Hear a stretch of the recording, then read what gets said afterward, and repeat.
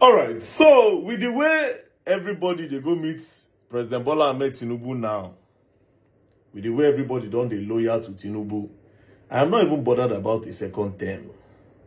I'm not bothered about the second term. I am not bothered about the third term.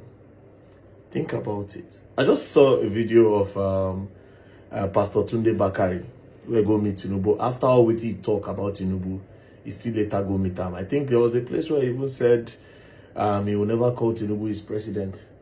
So coincidentally, yesterday he did with him. You understand where he chill, and there's no way he no go say Mr. President. Now, what am I trying to say? Now everybody they join APC. I go play with him Tunde bakare, where Pastor Tunde bakare talk before. You know, now everybody they go join Tinubu. Think about it though. One of the main reasons why I think these people want to push hard for a one-party system, I don't think it's because of 2027. At this point, it's becoming more and more like something that is about the future.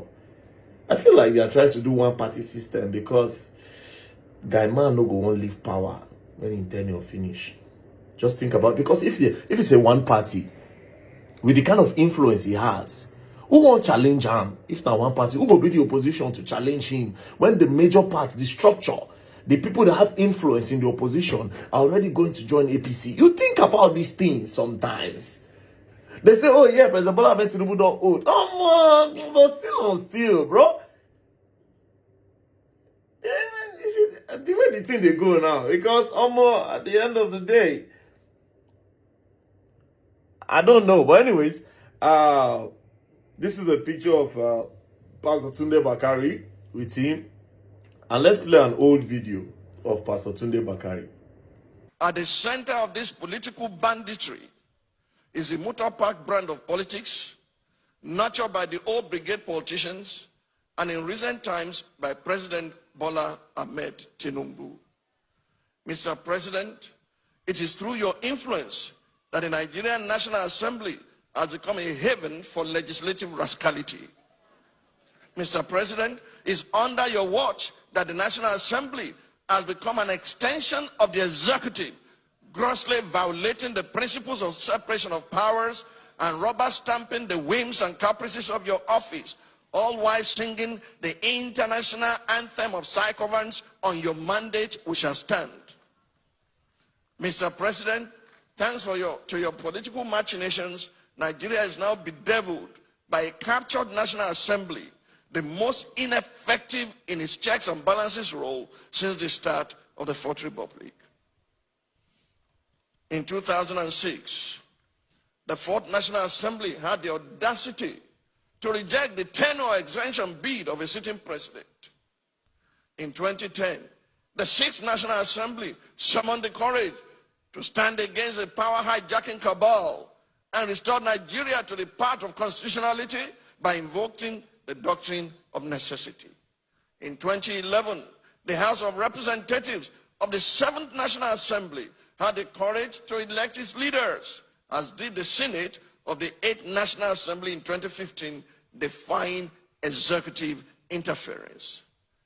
This National Assembly, the 10th, has by its unconstitutional endorsement of the President's abuse of powers proven to be the most spineless in our recent history.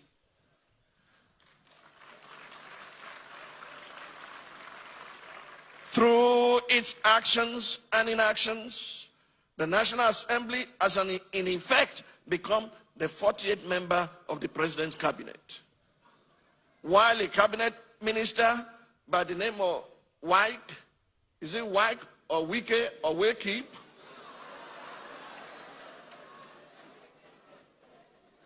Why a cabinet minister has more or less become a third-time state governor in Rivers State, pampered by the indulgences of the president.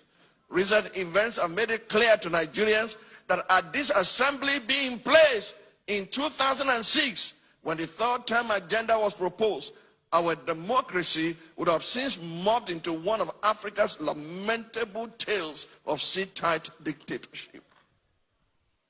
To the president of the Nigerian Senate, who has not heeded the call to subject himself to an unbiased investigation, to clear his name of the allegations leveled against him, and under whose leadership the National Assembly has become a carry-go legislature, hiding under the umbrella of technicalities and a dubious voice voting system.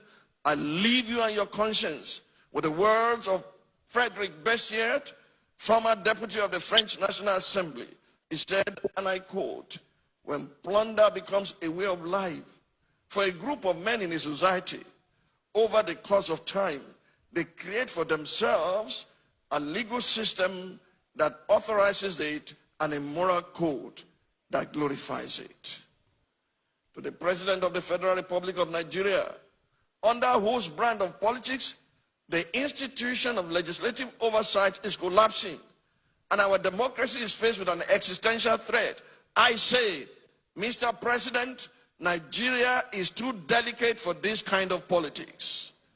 If this state capture was what you meant by a Milokan, it is an anticlimax that can only be counterproductive at the end. I urge you, Mr. President, to think deeply and reflect on these words.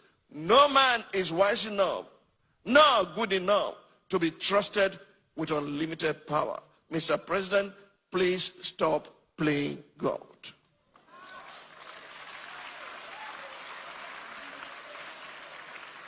Now, this being said, it still no mean say the man no fit get in another opinion. I mean, it's possible that President Bola Ahmed Tinubu called him and convinced him that don't worry, we are going to do the government well.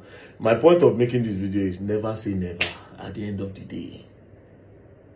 But me, as I did like this, even if everybody go join there, me, well, I'm never ever going to do politics. It will be my business. I'm not even interested in it. But like I said, 2027, now I go see betrayal. 2027 election, all the people where they help, but the ones where they shout, Peter Obi, all of them. I say plenty of them, they don't collect their money this period. A lot of people don't collect money. They don't collect money keep. They are just waiting for that day, make everybody just say, man, fuck it. I mean, money they give me don't do okay for me. So, you know. Nigeria, you gonna learn. I will learn the hard way. Don't play.